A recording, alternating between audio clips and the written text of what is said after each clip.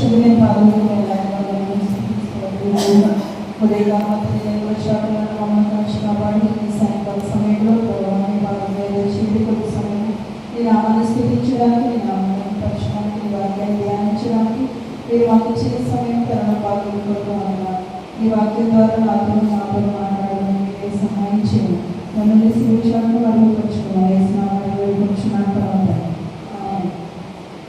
ప్రకటన 7వ వచనంలో మనము చదవగలమా?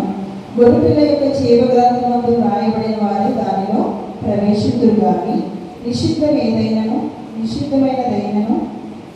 అసహ్యమైన దానిని అబద్ధమైన దానిని జరిగించి వాడైనను దానిలోనికి ప్రవేశింపడు. దేనిలోనికి? పరలోక పట్టణంలో మనం ప్రవేశించాలంటే మనకు ఒక అర్హత ఉంది. అర్హత ఏంటి? జీవ గ్రంథంలో మన పేరు రాయబడి. జీవ గ్రంథంలో మన పేరు రాయబడినప్పుడే మనము పరలోక రాజ్యంలోనికి ప్రవేశించడానికి మనం అర్హులు. కానీ జీవ గ్రంథంలో మన పేరు రాయబడినప్పుడే మనం పరలోక పట్టణంలో ప్రవేశించగలము. కానీ ఒకవేళ జీవ గ్రంథంలో మన పేరు లేనట్టయితే మనము ప్రవేశింపలేదు. కానీ నిషిద్ధమైనది ఏదైనాను అసహ్యమైన దానిని అబద్ధమైన దానిని జరిగించి వాడేను దానిలోనికి ప్రవేశింపడు. మరి నిషిద్ధమైన వాటిని అసహ్యమైన వాటిని అబద్ధములను ప్రేమించి వారు ఎక్కడ ప్రవేశిస్తారు? మరి వారు కూడా ఒక ప్లేస్ ఉంది కదా.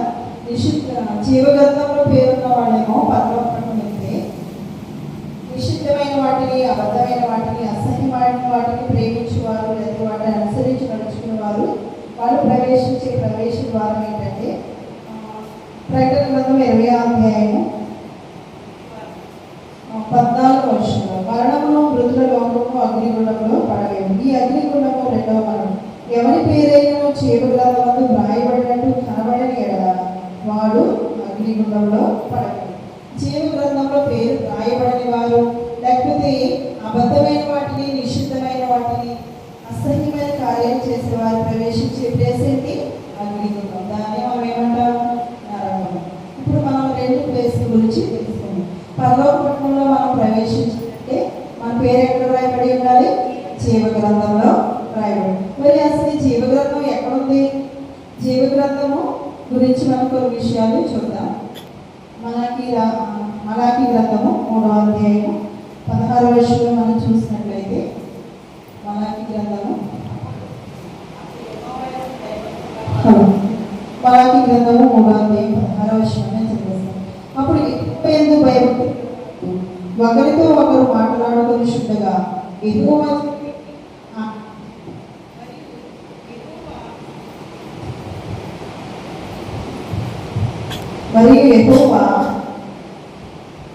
ఎందుకు భయభక్తులు కలిగి ఆయన నామమును స్మరించుచు ఉండేవారికి జ్ఞాపకార్థంగా ఒక గ్రంథము ఆయన సముఖమందు రాయబడింది. చూడండి, ఇక్కడ ఎవరైతే యెహోవా యందు భయభక్తులు కలిగి ఆయన నామాన్ని స్మరించుకుంటూ ఉంటారో అక్కడ వారికి జ్ఞాపకార్థంగా ఒక గ్రంథం రాయబడింది. ఆ గ్రంథమే జీవ గ్రంథంగా మనం ఇప్పుడు చూస్తున్నాం. కాబట్టి ఈ జీవ గ్రంథంలో మనందరి పేరు రాయబడాలంటే మరి ఏం చేయాలి? ఎవరి పేరైనా జీవ గ్రంథంలో రాయబడినట్టు కనబడకపోతేనేమో అగ్నిగుండంలో వేసేస్తాం. రాయబడినట్టు కనబడితే మనందరం పరలోక రాజ్యాన్ని స్వతంత్రించుకుంటాం. రాయబడిన వారికి ప్రసంగి 2వ అధ్యాయం 12వ వచనం మనం చదవం కదా. రాయబడిన వారు అసహ్యమైన కార్యాలు చేసేవారు, అబద్ధమైన వాటిని ప్రేమించేవారు, నిషిద్ధమైన పనులు చేసేవారు అందరూ కూడా ఎక్కడ ఉంటారు? అగ్నిగుండంలో వేయబడతారు. అదే నరకం. దాన్ని మనం ఏమని పిలుస్తాం? నరకం. 2వ మరణము లేదా నరకం.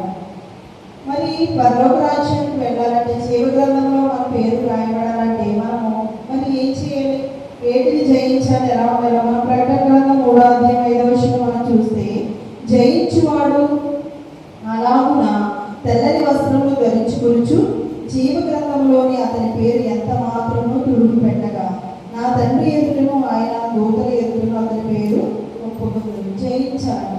మన పేరు దేవుడు అవును ఇతని పేరు జీవ గ్రంథంలో ఉందని దేవుడు మన పేరు మనకు ఒప్పుకోవాలంటే మన పేరు జీవ గ్రంథం నుండి తుడిచివేయకుండా ఉండాలంటే ఏం చేయాలంట?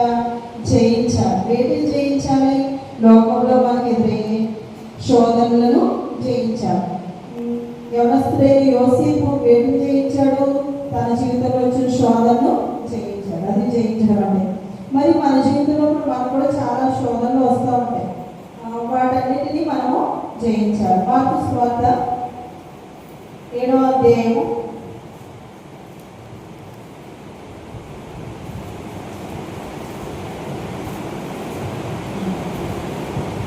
7వ అధ్యాయము లోపల నుండి 21వ వచనం. లోపల నుండి అనగా మనుషుల హృదయంలో నుండి దురాలోచనలను, చారత్వములను, దొంగతనములను, నరహత్యలను, వ్యభిచారములను, లోభములను, చెడుతనము, కృత్రిమము, కామవికారము, మత్సరము, దేవదోషములు, అహంభావము, అవివేకము వచ్చు. ఇవన్నీ మనుషుల హృదయంలో నుండి బయటకు వస్తాయి. వీటినన్నింటినీ మనము జయించాలి. వీటిని జయించినప్పుడే మనము పరలోక రాజ్యాన్ని స్వతంత్రించుకోగలం. మన పేరు జీవగ్రంథంలో రాయబడి, మన పేరు జీవగ్రంథంలో రాయబడి తుడిచివేయకుండా ఉండాలంటే మనం వీటన్నిటిని ఇప్పుడు మనం చదువుకున్న లిస్టులన్నీ మనము జయించాలి. జయించే వారిగా ఉంటేనే మన పేరు ఆ జీవగ్రంథంలో ఉంటుంది. ఎప్పుడైనా ఈ పాపాలకి మనం లోపడిపోయి వీటిని అనుసరించి నడుచుకున్నాం అప్పుడు ఏం చేస్తారు దేవుడు? ఒకవేళ జీవగ్రంథంలో మన పేరు రాసినా కానీ ఆ పేరు తుడిచేస్తాం కదా. ఆ పేరు తుడిచివేయకుండా ఉండాలంటే మనం ఈ పాపములన్నింటినీ మనం ఏం చేయాలి? జయించేవారుగా ఉండాలి. యోహాను సువార్త 3వ అధ్యాయము 36వ వచనం మనం చూస్తే, కుమారుని యందు విశ్వాసం ఉంచువాడు నిత్య జీవము గలవాడు. ఎవరైతే కుమారుడైన క్రీస్తు యందు విశ్వాసం ఉంచువాడు నిత్య జీవము గలవాడు. మనం నిత్య జీవానికి వెళ్ళాలంటే, పరలోక పట్టణంలో ప్రవేశించాలంటే, జీవగ్రంథంలో మన పేరు ఉండాలంటే మనం ఏం చేయాలి? కుమారుని యందు విశ్వాసం ఉంచాలి. అటువంటి విశ్వాసం మనం కలిగేటప్పుడే మనం నిత్య జీవాన్ని పొందుకోవాలి. మరి విశ్వాసం లేనివాడు, కుమారునికి విధేయుడు కానివాడు, లేదా విశ్వాసం లేనివాడు ఎక్కడున్నాడు? మరి జీవాన్ని చూడలేడు. అతను జీవాన్ని చూడలేడంటే ఎక్కడ ఉంటాడు? మరణిస్తాడు. మరణం అంటే నరకం. రెండవ మరణం అతనికి అక్కడ వేచి ఉంటున్నాడు. కానీ జీవాన్ని చూడలేడు కానీ దేవుని ఉగ్రత వారి మీద నిలిచి ఉంటాడు. దేవుని ఉగ్రత ఎవరైతే దేవుని యొక్క విశ్వాసం ఉంచులో వారి మీద ఏముంటుందన్న? దేవుని యొక్క ఉగ్రత వాళ్ళ మీద ఉంటుంది. కాబట్టి మనం అందరూ ఏం చేయాలి?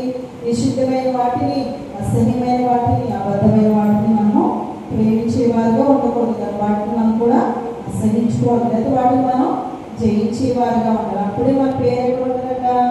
జీవగ్రంథంలో రాయబడాలి. జీవగ్రంథంలో రాసేసిన తర్వాత నా పేరు జీవగ్రంథంలో ఉంది పర్వాలేదు అనుకుని మన ఇష్టానుసారంగా జీవిస్తే కుదరదు. ఎందుకని? చూస్తారు దేవుడు చూసి మన పేరు మనము ఆయన ఇష్టలుగా జీవించకుండా, ఆయన ఆజ్ఞలు అనుసరించి నడుచుకోకుండా మనం జీవిస్తున్నాం. అప్పుడు మన పేరు ఏం చేస్తారు? తుడిచివేస్తారు. కాబట్టి మన పేరు తుడిచివేయకుండా ఉండాలంటే జయించాలి. తెల్లని వస్త్రమును ధరించుకోవచ్చు. జీవగ్రంథం నుండి మన పేరు ఎంత మాత్రం తుడుపు పెట్టగా నా తండ్రి ఎదుటను ఆయన దూతల ఎదుటను అతని పేరు ఒప్పుకుందని దేవుడే సాక్షి చెప్తాడు. తండ్రి అయిన దేవుని ఎదుటను దూతల ఎదుట కూడా మన పేరు దేవుడు కుమారుడైన క్రీస్తు ఒప్పుకుంటారు. ఇద్దరు పరలోక రాజ్యానికి రావడానికి అర్హులుగా చెప్తారు. కాబట్టి మనం ఏం చేయాలంటే జయించేవారిగా మనందరము ఉండాలి. చూడండి, ఈ లోకంలో మనకి రేషన్ బియ్యం ఇవ్వాలనుకో మనకి ఏం కావాలి? మీకు రేషన్ కార్డు కావాలి కదా, అలాగే ఆధార్ కార్డు కావాలి. మన దేశంలో మనకి మన పేరు, మన గురించి ఒక అడ్రస్ కావాలంటే ఆధార్ కార్డు కావాలి. అలాగే ఇంకా మనం ఓటు వేయాలనుకోండి, ఏం చేయాలి? మనకి ఏముండాలి? వాటర్ కార్డు లేదా ఆధార్ కార్డు, ఏదో ఒకటి ఐడెంటిటీ కార్డు తీసుకెళ్తే కానీ మనకి ఓటు వేయాలి. అలాగే మన పరలోక పట్టణంలోకి ప్రవేశించాలంటే దేవుడి దగ్గర 2 గ్రంథాలు ఉన్నాయి. ఒకటేంటి? జీవ గ్రంథం, ఇంకొకటి వేరొక గ్రంథం. ఆ వేరొక గ్రంథం గురించి కూడా ఒకసారి చూద్దాం. ప్రకటన గ్రంథము 8వ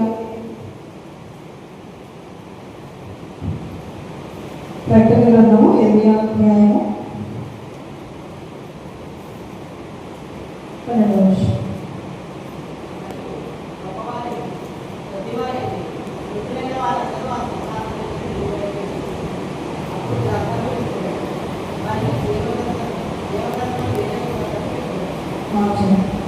ఇక్కడ గొప్పవారేమి కొద్దివారేమి మృతులైన వారందరూ ఆ సింహాసనం ఎదుట నిలబడి ఉండగా చూచింది. అప్పుడు గ్రంథాలు విప్పబడ్డాయి. ఒక గ్రంథం ఏంటి? జీవ గ్రంథం. ఇంకొకటి వేరొక గ్రంథం. ఆ వేరొక గ్రంథంలో మరి ఏముంటాయి? జీవ గ్రంథములు వేరొక గ్రంథము విప్పబడ్డాయి. ఆ గ్రంథములు ఎందుకు రాయబడి ఉన్న వాటిని బట్టి వారి క్రియలు చొప్పున మృతులు ఆల్రెడీ చనిపోయిన వారికి దేవుడు తీర్పు తీరుస్తాడు. ఇప్పుడు మన క్రియలు బట్టి మన మంచి క్రియలైనా చెడ్డ క్రియలైనా అవి తీర్పు తీర్చబడతాయి. ఆల్రెడీ మన పేరు జీవ గ్రంథంలో ఉంటే కాదు, లేకపోతే ఇంకేం ఉంటుంది? వేరొక గ్రంథంలో. కాబట్టి గ్రంథాలన్నీ 2 గ్రంథాలు. కాబట్టి మన పేరు ఎక్కడుంది? జీవ గ్రంథంలో ఉందా వేరొక గ్రంథంలో ఉందా మనం పరిశీలన చేసుకోవాలి. ఇంకా మనం వృక్షాల గురించి చూసినట్లయితే మనకి 2 వృక్షాలు ఏంటి? జీవ వృక్షము, ఒకటి మంచి చెడ్డలనిచ్చు వృక్షం. ఆదికాండము 2వ అధ్యాయము 9వ వచనంలో మనం చూసినట్లయితే ఆ తోట మధ్యను జీవ వృక్షమును మంచి చెడ్డల తెలివించు వృక్షమును నేల నుండి మొలిపించారు. దేవుడైన యెహోవా ఏం చేశారు? ఏదైనా తోట వేసి ఆ తోటలో చాలా వృక్ష ఫలాలు వేశారు, చాలా చెట్లు ఉన్నాయి. కానీ వాటి మధ్యలో, ఆ తోట మధ్యలో ఏముందంట? జీవవృక్షం ఉంది, మంచి చెడ్డల వృక్షం కూడా, మంచి చెడ్డల తెలివించు వృక్షం కూడా ఉంది. అయితే మంచి చెడ్డలు తెలివించే వృక్షం గురించి దేవుడైన యెహోవా ఏం చెప్పారంటే ఒక ఆజ్ఞ ఇచ్చారు. ఈ తోట చెట్ల ఫలములని మీరు తినవచ్చు, కానీ ఈ తోట మధ్యలో మంచి చెడ్డల వృక్షాన్ని మాత్రం, మంచి చెడ్డలు తెలివించే వృక్ష ఫలాన్ని మాత్రం మీరు తినవద్దు.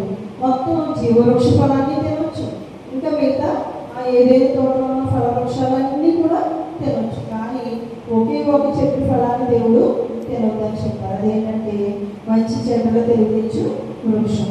అయితే ఆ వృక్ష ఫలాన్ని తినవద్దని చెప్పినప్పుడు ఏం చెప్పారు?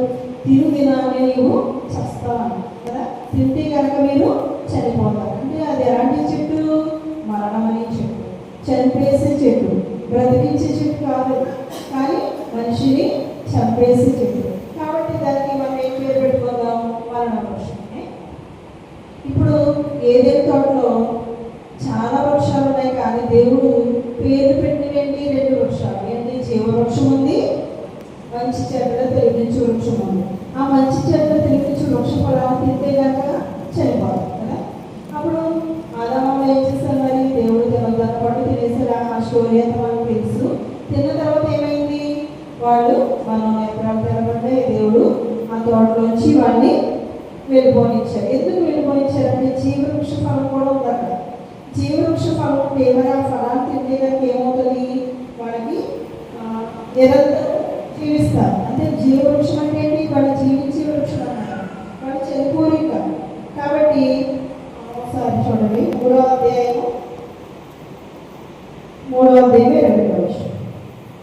అప్పుడు దేవుడైన యెహోవా ఇదిగో మంచి చెట్టులను ఎరుగునట్లు ఆదాము మనలో వంటి వాడారు. కాబట్టి అతడు ఒకవేళ తన చెయ్యి చాచి తన జీవవృక్ష ఫలం కూడా తీసుకొని తిని నిరంతరము జీవించునేమో. అంటే జీవవృక్ష ఫలం తింటే కనుక ఇంకా అతనికి చావు ఉండదు, నిరంతరము ఆ పాప జీవితంతోనే నిరంతరము జీవిస్తారు.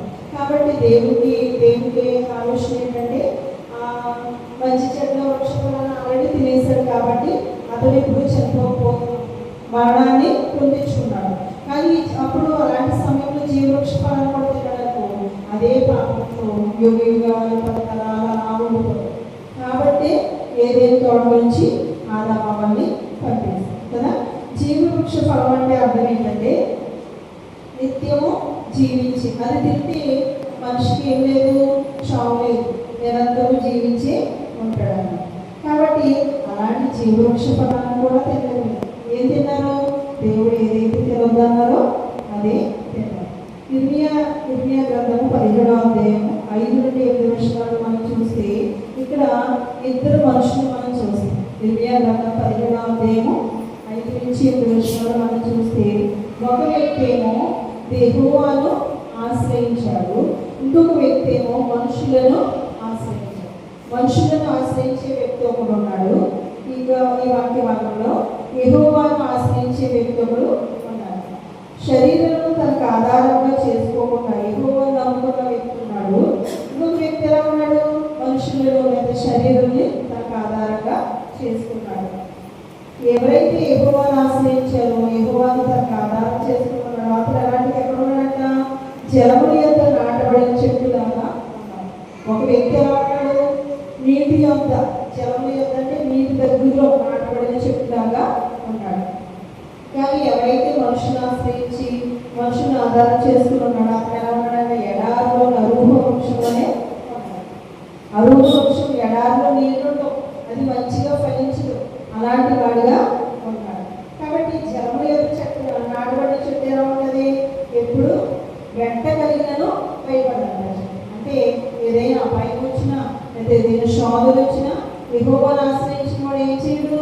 భయపడు. ఎందుకంటే నాకు దేవుడు సహాయంగా ఉన్నాడు, నాకు దేవుడు తోడుగా ఉన్నాడు నిరీక్షతో అతను ఉంటాడు. ఆకుపచ్చగా ఉంటాడు. ఎవరో యెహోవాను ఆశ్రయించుకుంటే అంటే చెట్టు మనకు పోల్చబడింది. చెట్టు నీటి వారంగా అది మనకు కావాలంటే చెరువులో చెట్టు ఎలా ఉంటే ఎప్పుడు పచ్చగా ఉంటే ఆకులు ఎప్పుడు పచ్చగా ఉంటాయి, వాడిపోవు. ఇంకా వర్షం లేని సంవత్సరం కూడా అది చింత ఉండదు, కాపు కదా.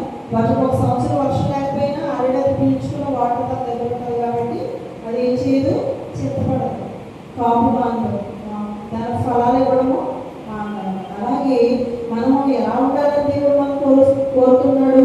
యెహోవాను ఆశ్రయించేవారుగా ఆయన మనం ఆధారం చేసుకుని బ్రతికేవారుగా, లేకపోతే ఆయన నమ్ముకుని మనం జీవిస్తే మనం ఎప్పుడు ఎలా ఉంటామంట? జలముల యొద్ద నాటబడిన చెట్టులాగా ఉంటాం. కాబట్టి మనకి వెంట కలిగినను భయపడిన వారుగా ఆకుపచ్చిగా ఉంటామంట. వర్షం లేని సంవత్సరాలు కూడా కాపు మనమాట చింత పడడం. అలాంటి వారుగా మనం ఉండాలని దేవుడు కోరుతున్నారు. కానీ ఎవరైతే మనుషులను ఆశ్రయిస్తారో, మనుషులను ఆధారంగా చేసుకుంటారో వాళ్ళు ఎలా ఉంటారు? అరూప వృక్షం, ఎడారిలో ఉన్న అరూప వృక్షం వలె ఉంటారు. మరి అరూప వృక్షం ఎలా ఉంటుంది? అడవిలో కాలిన నేల యందు నిర్భయమైన చెవిటి భూమి యందు నివసిస్తుంది. అరూప వృక్షం ఎలా ఉంటుంది? అరణ్యంలో అడవిలో కాలిన నేల యందు నిర్జనమైన చెవిటి భూమి యందు నివసిస్తుంది. చెవిటి భూమి ఏముంటుంది? సారం ఉండదు అక్కడ. ఆ చెట్టుకి సారం ఉండదు, మంచిగా ఫలించదు, ఆకులు ఉండవు. ఎడారిలో ఉన్న చెట్టు ఎలా ఉంటే ఆకులు ఉండవాటికి ఆ ఎండ వేరు తట్టుకోవడానికి ముళ్ళుతో కూడిన చెట్లులాగా అవి ఉంటాయి అన్నమాట. మనము ఆ రూప వృక్షం వలె మనం ఉండకూడదు, కానీ ఎలా ఉండాలి? నిత్యము యెహోవాను ఆశ్రయించే చెట్టు వలె లేదా జలముల యొద్ద నాటబడిన చెట్టులాగా మనం ఉండాలని దేవుడు మనందరినీ కోరుచున్నాం. కాబట్టి ఇక్కడ మనం జీవ వృక్షాల గురించి చూస్తాం. ఇంకొకటి మరణ వృక్షము. మనం ఎలాంటి వృక్షాన్ని ఆశ్రయిస్తున్నాం? జీవ వృక్షం ఎలాంటిది? మనల్ని బ్రతికించేది, మనల్ని రక్షించేది, మనల్ని కాపాడేది. కానీ మరణ వృక్షం అంటే ఏంటంటే మంచి చెడ్డగా తెలియచ్చు వృక్షం. అది ఏం చేస్తుంది? చంపేస్తుంది. ఆల్రెడీ ఈ లోకంలోకి మరణము పాపం రావడానికి కారణం ఏంటి? ఈ చెట్టే, మంచి చెడ్డలు తెలియచ్చు వృక్షమే. ఈ వృక్షం గురించి, ఈ జీవ వృక్షం గురించి ప్రకటన గ్రంథంలో రాయబడిన వాక్యం ఒకసారి చూద్దాం. 22వ అధ్యాయం, ప్రకటన గ్రంథం 22వ అధ్యాయం 22వ అధ్యాయము మొదటి వచనంలో మనం చూస్తే, మరియు స్ఫటికం వలె మెరుగునట్టి జీవజలముల నది దేవుని యొక్క గొర్రెపిల్లకి సింహాసనం వద్ద నుండి ఆ పట్టణపు రాజవీధి మధ్యను ప్రవహించు ఆ లోత నాకు చూపాడు. ఆ నది యొక్క ఈవలను ఆవలను జీవవృక్షం. ఆల్రెడీ పరలోక పట్టణంలో దేవుని సింహాసనం ఉంది. ఆ సింహాసనం మధ్యగా ఒక రాజవీధి ఉందండి. ఆ రాజవీధి దగ్గర ఒక నది వెళ్తుంది. ఆ నది పేరేంటంటే జీవజల నది. ఆ జీవజల నదికి అవతల ఇంకా కూడా ఉన్నాయి జీవవృక్షాలు. ఆ జీవవృక్షము ఏం చేస్తుందంట? 12 నెలలకి 12 కాపులు కాస్తుంది. ఆ జీవవృక్ష ఫలాన్ని మనం తింటే కనుక మనం నిరంతరము జీవిస్తాం.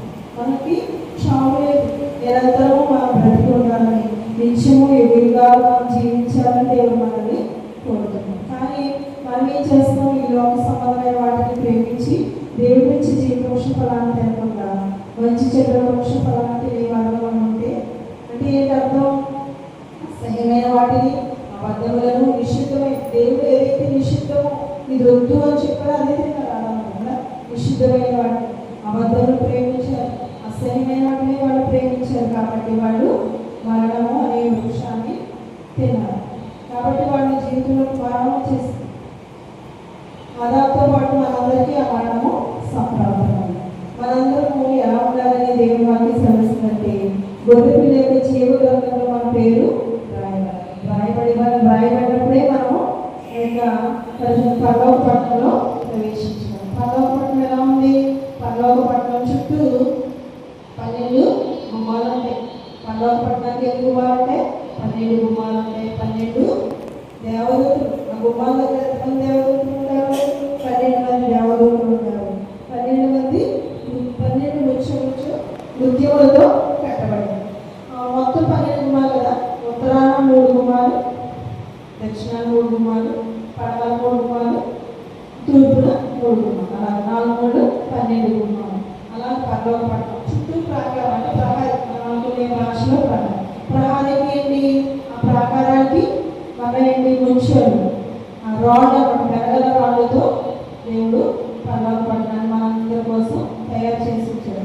అక్కడికి మనం వెళ్ళాలంటే మనము దేవుడు ఏది చేయమన్నారో అది చేయాలి, ఏది చేయొద్దన్నారో అది చేయకుండా ఉండాలి. అప్పుడే మన పేరు జీవ గ్రంథంలో రాయబడింది. కాబట్టి మనం ఎలా జీవిస్తున్నాం, మన జీవితం ఎలా ఉంది, మన పేరు ఆల్రెడీ జీవ గ్రంథంలో లిఖించబడి ఉందా లేదా అని మనం పరిశీలించుకోవాలి. చూడండి, ఎలక్షన్ వచ్చే సమయానికి మనం చూసుకోవాలి నా పేరు ఉందా లేదా, నేను ఓటు వేయడానికి అర్హురాలా. ఒకవేళ లేకపోతే మనము మళ్ళీ ఎంటర్ చేసుకోవడానికి చూస్తాం కదా. అలాగైనా నేను ఓటు వేయను, 18 years వచ్చిన వాళ్ళందరూ నేను ఓటు వేయను కాబట్టి నా పేరు నమోదు చేసుకున్నాను, నా పేరు నోట్ చేయాలని ఓటు చేసుకున్నాను కదా. అలాగే పరలోక పట్టణంలో మనం ప్రవేశించాలంటే నా పేరు నాకు అర్హత ఉందా లేదా, నా పేరు జీవ గ్రంథంలో రాయబడిందా లేదా అని మనం పరిశీలన చేసుకోవాలి. మోషే కూడా నిర్మకాండలో ఉంటుంది, ఆ వాటిని చూపించడానికి సమయం లేదు. మోషే కూడా ఇశ్రాయేలు ప్రజలు మోషే వీళ్ళు నాశనం చేస్తాను ప్రతిమానప్పుడు మోషే నా పేరు జీవ గ్రంథం నుంచి తీసేయమని చెప్తాడు. జీవ గ్రంథం నుండి తీసేయమని దేవుడు ప్రతిమాడుకుంటాడు. వీళ్ళందరినీ నాశనం చేసే పరమైతే నా పేరు జీవ గ్రంథం నుంచి తుడిచి బ్రహ్మాడు. అంటే ఆల్రెడీ మోషే పేరు జీవ గ్రంథంలో రాయబడి ఉంది. కాబట్టి మన పేరు జీవ గ్రంథంలో రాయబడి ఉందా లేదా అని మన హృదయాన్ని పరిశీలన చేసుకోవాలి. మనము జీవ గ్రంథంలో రాయబడి ఉండాలంటే మనం వేటిని నిషిద్ధమైన వాటిని, అసహ్యమైన వాటిని, అబద్ధమైన వాటిని మనము అనుసరించి నడుచుకోకూడదు. కాబట్టి జీవజలం నది ఉంది కదా, ప్రకృతి గ్రంథం 22వ చూస్తే ఇక్కడ జీవజల నది ఉంది, జీవవృక్షం ఉంది, జీవ గ్రంథం. మన పేరు జీవ గ్రంథంలో ఉండాలి, జీవవృక్ష ఫలాలు తినాలి. అవి జీవజల నది దగ్గర కూడా మనము ఆనందించాలి. కాబట్టి మనం పరలోక ప్రవేశించాలంటే అర్హత ఏంటి? మనకి జీవ గ్రంథంలో మన పేరు రాయబడాలి. కాబట్టి మన పేరు రాయబడిందా లేదా అంటే అర్హత ఏంటి? జయించాలి. ఏం జయించాలి? దేవుడు ఏది చేయొద్దన్నారో అది చేయకుండానే జయించాలి. మనం చదువుకున్నాం కదా, మార్పు సువార్త 7:22 అవన్నీ అనిష్టంతో మనము జయించాలి. అప్పుడే మన పేరు జీవ గ్రంథంలో దేవుడు రాసి ఉంచుతారు. కాబట్టి మనందరి పేరు, మన కుటుంబాల్లో మన పిల్లల పేరు, మన కుటుంబస్తులు అందరి పేరు రాయబడినప్పుడే మనం సంతోషంగా పరలోక పట్టణాన్ని మనందరం స్వతంత్రించుకోవాలి. కాబట్టి మన పేరు జీవ గ్రంథంలో రాయబడి ఉందా లేదా ఎప్పటికప్పుడు హృదయ పరిశీలన చేసుకోవాలి. మరి ఎలా చేసుకోవాలి? వాక్యం విన్నప్పుడు నేను అలా జీవిస్తున్నానా లేదా, లేకపోతే వాక్యం చదివినప్పుడు నా హృదయం ఎలా ఉందా లేదా అని మనం పరిశీలన చేసుకోవాలి. నేను జయించగలుగుతున్నాను, ఏదైనా శోధన వచ్చినప్పుడు నేను జయించగలుగుతున్నాను, ఏదైనా దేవుని వాక్యానికి వ్యతిరేకమైన పరిస్థితులు నేను వచ్చినప్పుడు నేను యోసేపులోని పాపానికి దూరంగా పారిపోతున్నానా లేదా, అలాగే మా హృదయాన్ని మనం పరిశీలన చేసుకుని జీవవృక్షం ఫలాన్ని తినడానికి యోగ్యులుగా మనం ఉండాలంటే జీవ గ్రంథంలో మన పేరు రాయబడాలి. కాబట్టి ఈ దినమే ఒకవేళ ఇంతవరకు మన పేరు జీవ గ్రంథంలో రాయబడకపోయినట్లయితే ఈ దినమే దేవుని యొక్క మన హృదయాన్ని సరి చేసుకుని జీవ గ్రంథంలో మన పేరు రాయబడాలని ప్రార్థన చేసుకున్నాం. మహాపరిశుద్ధుడా, ప్రేమగల తండ్రి, ఈ పరిశుద్ధ పాదాలు స్తుతి స్తోత్రం వరకు విన్న వాక్యం మా జీవితాలకు దేవునికరంగా ఆశీర్వాదకరంగా చేయండి తండ్రి. ఆయన జీవవృక్ష ఫలాన్ని మేము పోషించాలంటే అయితే జీవజలనది దగ్గర మేము ఉండాలంటే ఆయన పరలోక పట్టణంలో ప్రవేశించాలంటే మాకందరికీ అర్హత కావాలి. ఆయన అర్హత ఏంటంటే జీవగ్రంథంలో మా పేరు ఉండాలి తండ్రి. జీవగ్రంథంలో మా పేరు ఉండాలంటే ఆయన మేము ఆయన జయించేవారుగా ఉండాలి. ఆయన జయించేవారుగా ఉంటేనే ఆయన జీవగ్రంథంలో మా పేరు లిఖిస్తారు ప్రభు. ఆయన ఒకవేళ జీవగ్రంథంలో మేము జయించేవారుగా ఉంటే ఆయన మా పేరు తుడిచివేసే దేవుడుగా మీరు ఉన్నారు. ఆయన మా పేరు తుడిచివేయదు ప్రభు. ఆయన మా పేరు ఆయన నిలిచి ఉండేలాగా మేము ఉండాలంటే లోకంలో మీకు ఇష్టమైన వాటిని, నిశ్చితమైన వాటిని, అసహ్యమైన వాటిని, అబద్ధమైన వాటిని నేను ప్రేమించుకున్న ప్రభు వాటిని ప్రభు మేము కూడా జయించేవారుగా ఉండేవారుగా సహాయం చేయండి. ప్రతి బిడ్డను నేను ప్రతి బిడ్డ ప్రతి కుటుంబము కూడా మా సంఘంలోని ప్రతి కుటుంబము కూడా ప్రభు మా గ్రామంలోని ప్రతి కుటుంబము కూడా ప్రభు జీవనంలో పేరు విధించబడినట్లయితే మేమందరము పర్లోక పట్టణంలో నేను ప్రవేశించగలుగుతుంది. పర్లోక పట్టణాన్ని ఎంతో సుందరంగా, ఎంతో వైభవంగా, ఎంతో వెలగల రాళ్లతో నైనా వీధులు బంగారపు వీధులతో మా కొరకు మీరు సిద్ధం చేయడానికి వెళ్ళారు తండ్రి. నేను స్థలంలో మీరు ఉండగా నేను మళ్ళా వచ్చి మిమ్మల్ని తీసుకెళ్ళడానికి వెళ్తున్నాను మీరు చెప్పి వెళ్ళారు. అటు విధంగా మళ్ళా మీరు 2 రాకలు రాబోతున్నారు. వచ్చినప్పుడు మేమందరం ఎంతపడే సంఘంలో ఉండాలంటే నేను ఈ కడప సొంత నిలబడాలంటే మేము జయించేవారుగా ఉండాలి. పాపంలో జయించేవారుగా ఆయన మీరు ఏది చెప్పారో అది చేయాలి ప్రభు. ఆదామములు ఒకే ఒక ఆజ్ఞించాలని చెప్పుకోవడం తినొద్దని చెప్పారు ఆయన. కానీ వాళ్ళు ఏది తినొద్దన్నారో అదే తిన్నారు, మరణాన్ని తెచ్చుకున్నారు. మా జీవితంలో ఏది తినొద్దన్నారో అది తింటే మేము కూడా మరణాన్ని తెచ్చుకుంటాము. 2వ వారం తిరిగి వారు అవిశ్వాసులు, అసహ్యులు, నేను వ్యభిచారులు, దొంగలు వీళ్ళందరూ కూడా 2వ వారంలో ఉన్నారు. అగ్నిగుండంలో పడవేయబడతారు. మాకు సమిస్తుంది. ఆ 2వ వారం అగ్నిగుండంలో మేము తప్పించబడాలంటే ఆయన మేము జయించేవారుగా మమ్మల్ని సిద్ధపరచండి. ఈ వాక్యం ద్వారా మమ్మల్ని సరి చేసుకోవడం మీ కృపా సహాయం అందరికీ అనుభవించున్నాం. వేస్తున్నాం, నడిపెట్టుకుంటున్నాం.